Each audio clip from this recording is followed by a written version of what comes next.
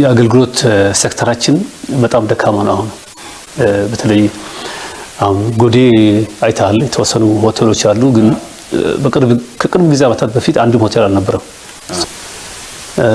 ሙሉ በሙሉ የብሔር ብሔረሰቦች አለመስማማት ያመጡት ነው ለማለት የሚያስደፍር አይመስለኝም።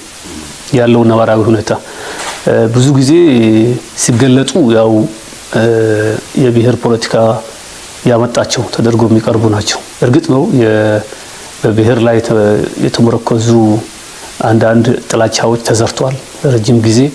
በዚህ ምክንያት በህዝቡ መካከል መታየት የነበረበት የወንድማማችነትና የእህትማማችነት ሴቶች ጎልቶ ላይታዩ ይችላሉ።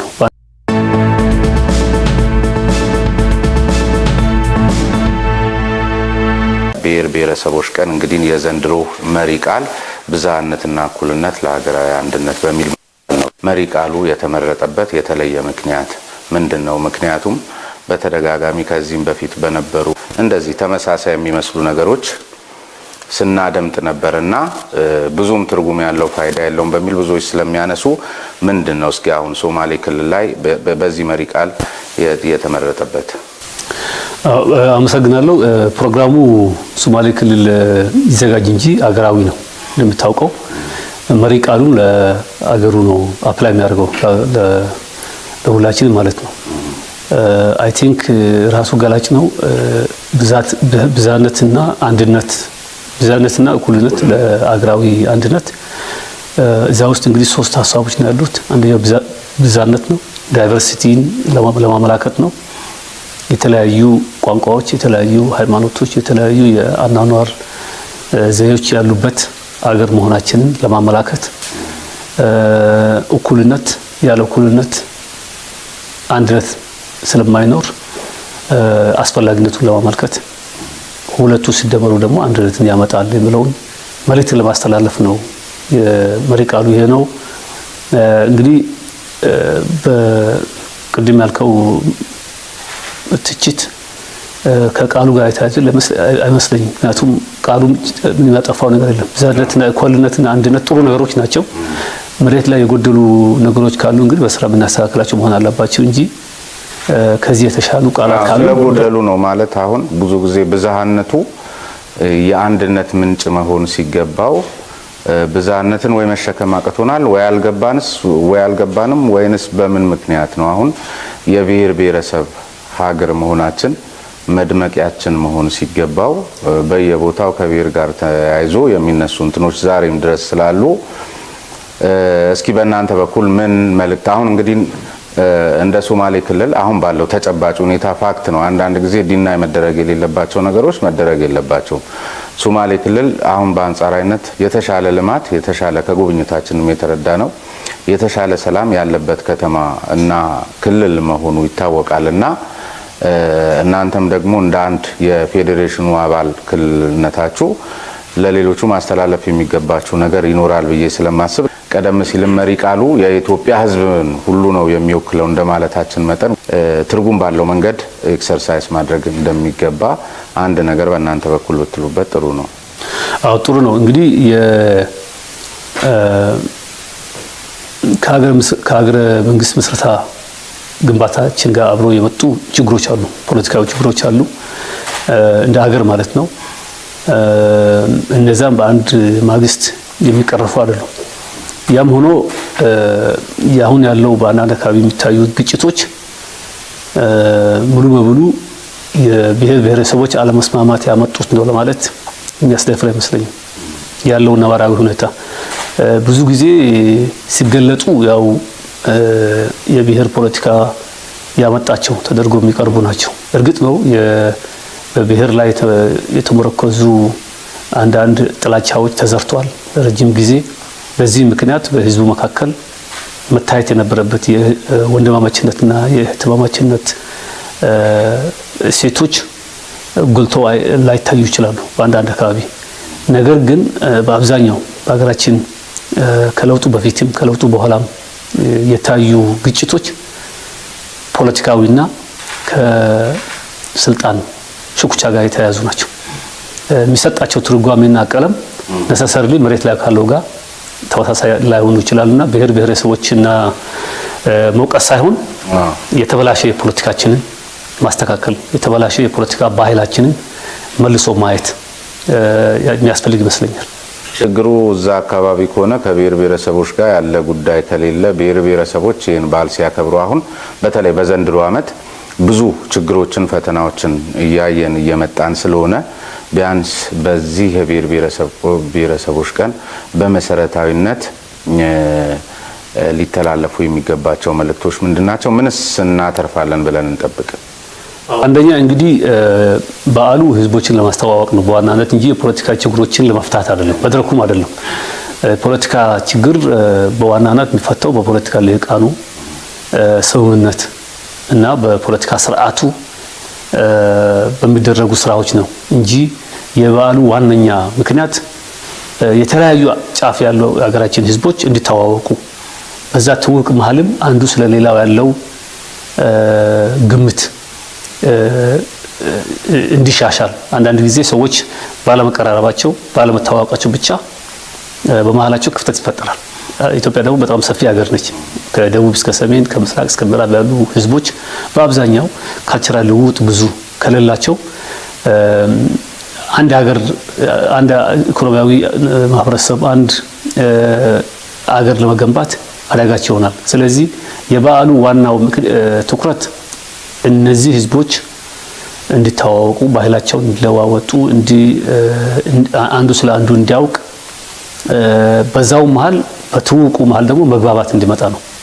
ያ ነው በዋናነት ትኩረቱ እንጂ ፖለቲካ አካባቢ ያሉ ችግሮቻችንን የምንፈታው ይሄም እንደ አንዱ መታየት ይችላል። እንደ አንዱ መድረክ ህዝቦችን ለማቀራረብ ጥላቻ ትርክቶችን ለማስቀረት አንዱ ስለሌላው ያለውን የተሳሳተ ግምት ለማረም ይጠቅማል እንደዚህ አይነት ግንኙነቶች።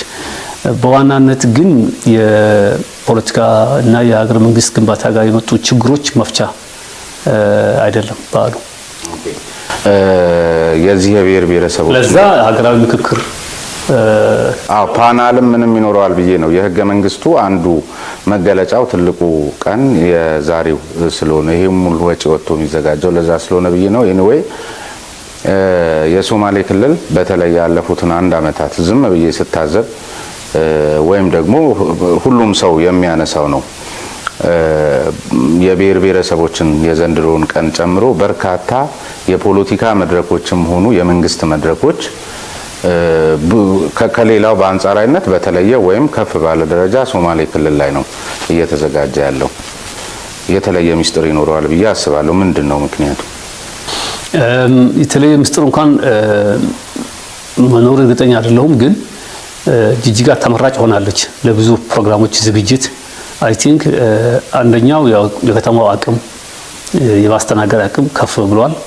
ሁለተኛ እኛም አክቲቭሊ የተለያዩ ፕሮግራሞች ወደዚህ እንዲመጡ እና ሶማሌ ክልል ከመሃሉ አገራችን ጋር ሊንክ እንዲያደርግ የሰው ዝውውር እንዲጨምር ትውውቅ እንዲጨምር ፕሮግራሞች ቢዘጋጁ ጥሩ ነው። አገራዊ ፕሮግራሞች ጅጅጋ ላይ ቢዘጋጁ ለክልላችንም ገጽታ ለአገራችንም አብሮነት ይጠቅማል በሚል እኛም ፑሽ እናደርጋለን፣ እንዳመራር እንፈልጋለን።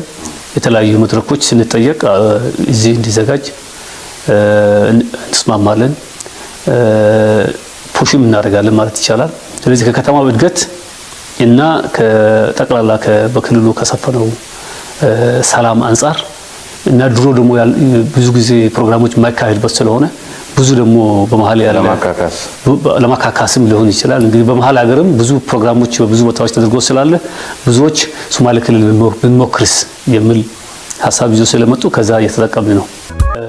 የአገልግሎት ሴክተራችን በጣም ደካማ ነው። አሁን በተለይ አሁን ጎዴ አይታል የተወሰኑ ሆቴሎች አሉ፣ ግን ከቅርብ ጊዜ ዓመታት በፊት አንድም ሆቴል አልነበረም። ሰው ቤዚካሊ የሚያድርበትን ቦታ ሰው ቤት ነበር ማለት ይቻላል ለረጅም ጊዜ። ስለዚህ አዲስ ነገር ስለሆነ ልምዱም ይቀራል እና እንደዚህ ያነሳቸው አንዳንድ ሰርቪስ አገልግሎትን በተመለከተ የስልጠና ስራዎች፣ የክትትል ስራዎች ያስፈልጋሉ። ደጋቡር ላይ እንኳን ውሃ ገና አሁን የተሰራ ስለሆነ የደጋቡር ከተማ የሚቀረን አንዱ ከተማ እሱ ነው። ፕሮጀክት ተሰርቶ አሁን መሀል ላይ ነው ያለው። ያልካቸው ችግሮች እንግዲህ እዚህም ከትናንሽ ከተሞች ናቸው እነዚህ። ስልጣኔው ገና ነው። ስለዚህ እንደዛ ምናልባት በአዲስ አበባ አይታቸው ሊሆን ይችላል። በአዲስ አበባ አይታቸው ሊሆን ይችላል። በእኛ አይን ከድሮ ጋር ስለምናስተያይ ኢምፕሩቭመንት እናያለን። ከቀን ወደ ቀን የመሻሻል ሁኔታዎች አሉ። የተፈለገው ደረጃ ግን ገና ነው። ድሮ እንግዲህ እነዚህን ከተሞች በመጽሐፍ ነው የምናውቃቸው ስናነብና በጣም አክስፈን ከማየት የተነሳ የመጣ ሊመስል ይችላል። ግን እኛ ደግሞ ከናንተ በተለየ የምናውቀው እንትን ስላለ ነው ማለት ወደ ሶማሌ ክልል ያለ አስተሳሰብ አዲስ አበባ ላይ ጨምረዋል። ስለዚህ በዛ በጨምረው አስተሳሰብ ልክ እዚህ ጋር ሆኖ መገኘት ይጠይቃል በሚል ነው። ሌላው መንገድ ላይ የተመለከትኩት እንግዲህ በተለያየ መልኩም ሶማሌ የሀገር ሽማግሌዎች ሲነግሩኝ በመተማመን ላይ የተመሰረተ የንግድና የኢንሹራንስ ስርዓት እንዳለው ሲያወሩልኝ ሰምቻለሁ። ከዚያ ባሻገር ደግሞ በመንግስት ደረጃ ብዙ ጊዜ የሆነ ከኮንትሮባንድ ንግድ ጋር በተያያዘ አፍ ማሟሻ ስትሆኑም እናስተውላለን።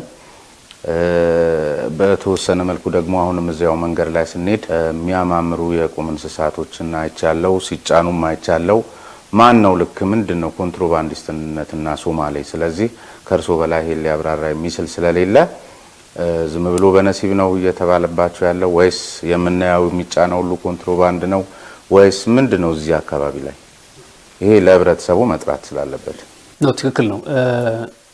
እንደምታውቀው በአፍሪካ ውስጥ ትልቁ ሀገር ኢትዮጵያ ነች። ከአሁን በፊት አዲስ አበባ ላይ በነበረ መድረክ ላይ ይሄ ኮንትሮባንድ ጋር ከክልሉና ኮንትሮባንድ ጋር መሀል ያለው ጉዳይ ተነስቶ የተናገርኩትን ለመድገም ፈልጌ ነው። የሚያዋስኑን 6 ሀገሮች ናቸው ኢትዮጵያ: ሶማሊያ፣ ኬንያ፣ ጅቡቲ፣ ኤርትራ፣ ሱዳን፣ ደቡብ ሱዳን፣ ኬንያን ጠቅሻለሁ። እነዚህ ናቸው። ከነዚህ ውስጥ አይ ቲንክ ትልቁ የኛ አብዛኞቹ ሀገሮች ከኛ ኢኮኖሚ ላይ ከኛ ምርት ላይ ይጠቀማሉ። ኢትዮጵያ የእርሻ ምርቶች በተለያዩ ምክንያቶች ወደ ጎረቤት ሀገር ይወጣሉ። ሁሉም በህጋዊ መንገድ አይወጡም።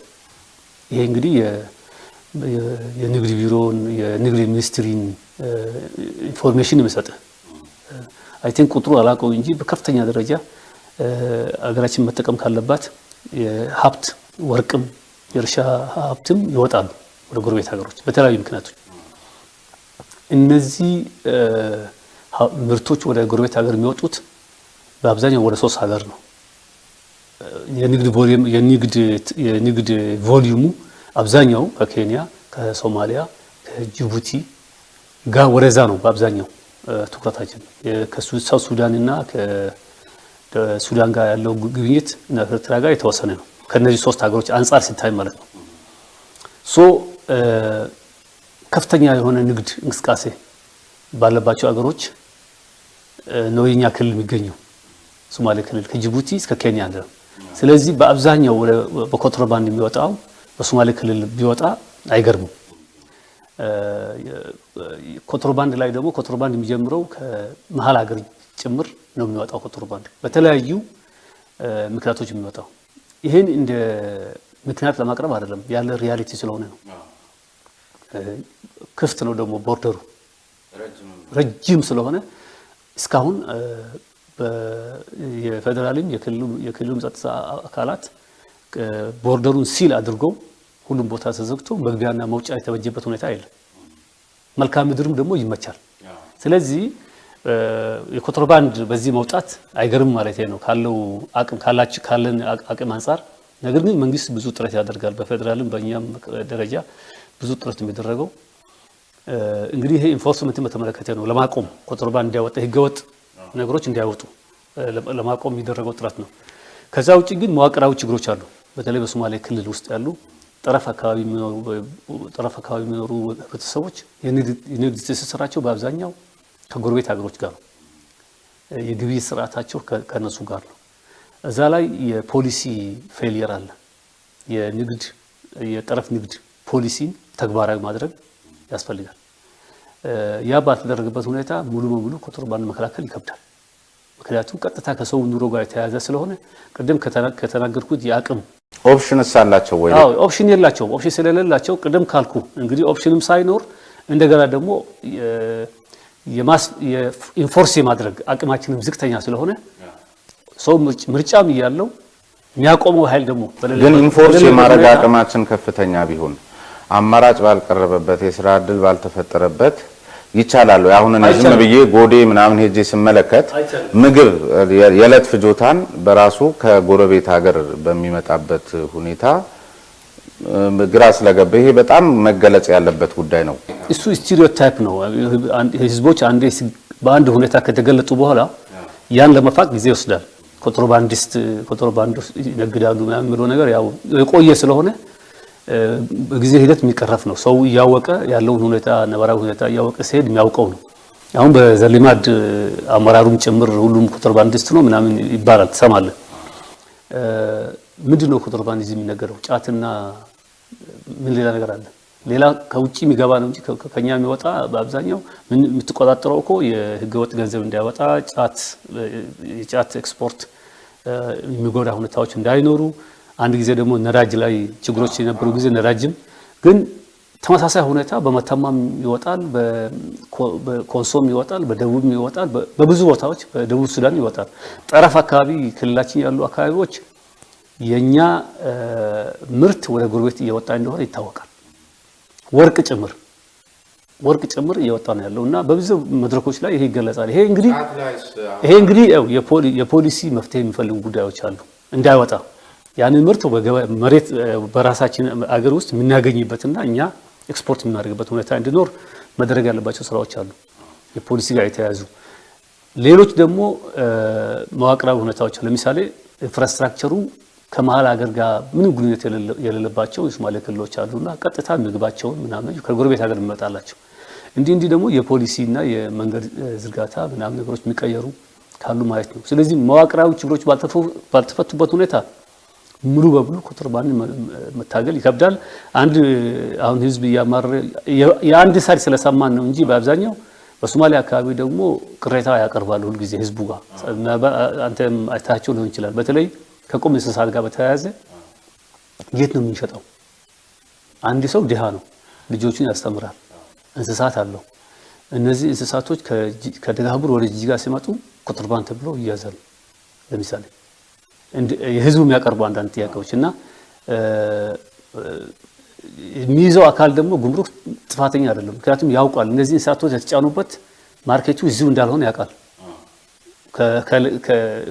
ወደ ድንበር ላይ ባይደርስም ወደ ድንበር ለመሄድ ያኮበከበ እንደሆነ ያውቃል። ስለዚህ እዛ በኋላ ከሚያሳድድ እዚሁ ስላገኘው እዚሁ ሊያዝ ይላል። ህዝቡ ደግሞ እዚሁ ከኢትዮጵያ ውስጥ ነው ለሚያዝብናል የሚል ቅሬታ ያቀርባል። የእንስሳት ንግድ ሁኔታም ማርኬቱ ማስተካከል ያስፈልጋል። ገበያው መንግስት ወይም የግል ሴክተሩ የሚገዛበት ሁኔታ እዚሁ ሆነን ምክንያቱም አይ ቲንክ በአንዳንድ ግምቶች ወደ 800 ሚሊዮን ዶላር የሚሆን የሀገራችን እንስሳት በኮንትሮባንድ ውጭ ሀገር እየወጣ እንደሆነ ነው፣ በሶማሊያ በኩል እየወጣ እንደሆነ የሚያሳዩ ጥናቶች አሉ። ከፍተኛ የአገር ሀብት እየጠፋ ነው። በአንጻሩ ደግሞ ድሃ የሆነ አንድ ሰው እንስሳቱን የሚሸጥበት ገበያ በበቂ ሁኔታ አገር ውስጥ ከሌለ ወደ ውጪ እንዲያወጣ ገፊ ነገሮች ይኖራሉ። በዚያው ላይ ደግሞ እኮ ለምሳሌ በትልልቅ የሀገራችን ከተሞች ላይ ደግሞ እነዚህ እንስሳት በጣም አሁን በተለይ እዚህ የምንመለከታቸው ተመልካቾችም ከምስሉ ማየት ትችላላችሁ። በጣም የሚያማምሩ የደለቡ ኦርጋኒክ ናቸው። ይሄን የመሰለ ቅጠላቅጠል በልተው እንትን ያሉ ናቸውና ግን ዝም ብለው በእንትንም የደለቡ የቁም እንስሳት ምን ያህል ውድ እንደሆኑ ደግሞ ሌሎች ከተማ ላይ የቁም እንስሳት ብቻ ሳይሆኑ የኢንዱስትሪ አለመስፋፋትም ያመጣው ችግር ነው። ለምሳሌ አሁን እዚህ ክልላችን የስጋ ኢንዱስትሪዎች ቢመጡ የቆዳና ሌጦ ኢንዱስትሪዎች አብሮ ተያያዥ ስለሆኑ አብሮ ይመጣሉ። ስለዚህ በከፍተኛ ደረጃ ትኩረት ቢደረግበት የሚድል ኢስት የመካከለኛው ምስራቅ ገበያውን የምንቆጣጠርበት ሁኔታ ሁሉ ሊኖር ይችላል። ይህን እየተነጋገርን ያለ ነው። እንግዲህ ከለውጡ በኋላ ብዙ ትኩረት የተሰጣቸው ስራዎች አሉ።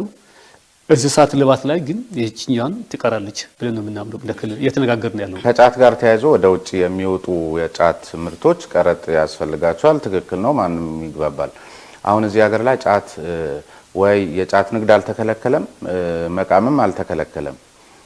ግን ደግሞ ከሀገር ውስጥ ፍጆታ ጋርም ተያይዞ ይሁን ድብልቅልቁ የወጣ የሚመስል ነገር ቀረጥ ይቀርጣሉ የሚል አይነት ነገር አንዴ ምክር ቤት ላይ ተነስቶ እንዲህ እኔ ግልጽ አልሆነልኝም። ዝም ብሎ የገባሁት ነገር ካለ እንገሩኝ።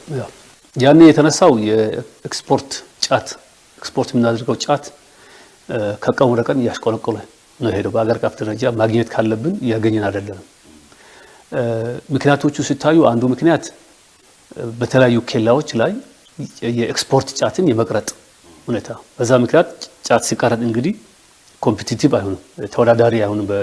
ለኢንተርናሽናል ገበያ ስለመሄድ የነበረ ሁኔታ ነበር። ያ ግን ከረጅም ጊዜ ነው ይሄ የተባለው ተቀርፏል። ለኤክስፖርት የሚሄደው ጫት ላይ የሚደረግ ቀረጥ የለም። በቅርቡ ደግሞ በተለያዩ ቦታዎች ኬላዎች ስላሉ ኦፊሻል ቀረጥ ባይኖርም አንዳንድ ተገቢ ያልሆኑ ኢንተርፌረንስ ስለሚደረጉ ኮምፕሌን ተፈጥሮ ነበረ፣ ቅሬታ ቀርቦ ነበርና ያን ለመቅረፍ ኬላ እንዲነሳ በጠቅላላ። ስለዚህ ኬላዎች ሁሉ ተነስተዋል። አሁን የጫት የኤክስፖርት ጫት ያለ ኬላ ነው እያለፈ እየሄደ ያለው። ያን ሰምቴ ሊሆን ይችላል። ሌላ አንድ በመሰረታዊነት በነበረኝ ጉዞ ላይ የተመለከትኩት በጣም ቁመናቸው የሚያማምር ወጣቶች ልጆች በጣም የኳስ ፍቅርና ፍላጎት እንዳለ አይቻለሁ ወጣቶች አካባቢ። እስከዛሬ ሶማሌ ክልልም ስመጣ ያላነሳሁትና እኔም ትኩረት ያላደረኩበት ሌሎችም እንግዲህ አይቼም አላቅም እንደዚህ አይነት ነገርና ወጣቶችና ስፖርት አካባቢ እንዴት ነው? በጣም በቃ የጎላ ሰውነት ፍቅር በደንብ በትክክል ያላቸው፣ ሀገራችን ደግሞ እግር ኳስ ላይ ምን ያህል ደካማ እንደሆነች ይታወቃልና ብዙ ወጣቶችን ማፍራት የሚቻልበት ክልል እንደሆነ ለመገመት የሚያስችለኝ እይታ በ3 ቀናት እንደዚህ ጉዞዬ ላይ በየአካባቢው ከደጋቡር ጀምሮ እዛ ድረስ ተመልክቻለሁና ምን እየተሰራ ያለ ነገር ካለ ወይም ወደፊት መታሰብ ያለበት? ስፖርት ላይ እንኳን ትኩረት አድርገናል። አሁን ለምሳሌ ለመጀመሪያ ጊዜ ደጋቡርም ቀብረ ዳህርም ጎዴም ስቴዲየም እየሰራ ነው። በዚህ ዓመት ያልቃል።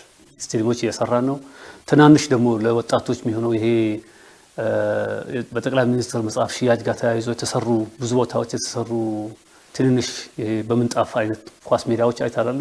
እንደዚህ አይነቶችንም ብዙ ቦታዎች ላይ እየሰራን ያለው በየከተማው ኮመርሻልም ሰው ስቴዲየም እየሰራ እያከራይ ነው ያለው። የስፖርት እንቅስቃሴ እንኳን ትንሽ ደህና ነው፣ ጨምሯል። የተፈለገውን ግን አይደለም። የተፈለገውን ኢንቨስትመንት በደንብ በፕሮጀክት ደረጃ ካለን ህዝብ ወጣት ህዝብ አንፃር ወጣት ፖፑሌሽን አንፃር የሚፈለገውን ያህል አልሰራንም። ነገር ግን ከነበረው ሁኔታ አንፃር ደግሞ በከፍተኛ ደረጃ አሁን በአመት 3-4 ውድድሮች ይዘጋጃሉ። ብሔራዊ ሊግ የሚወዳደር አንድ ቡድን ሰርተናል። እንግዲህ ይሄ ነው መጀመሪያው።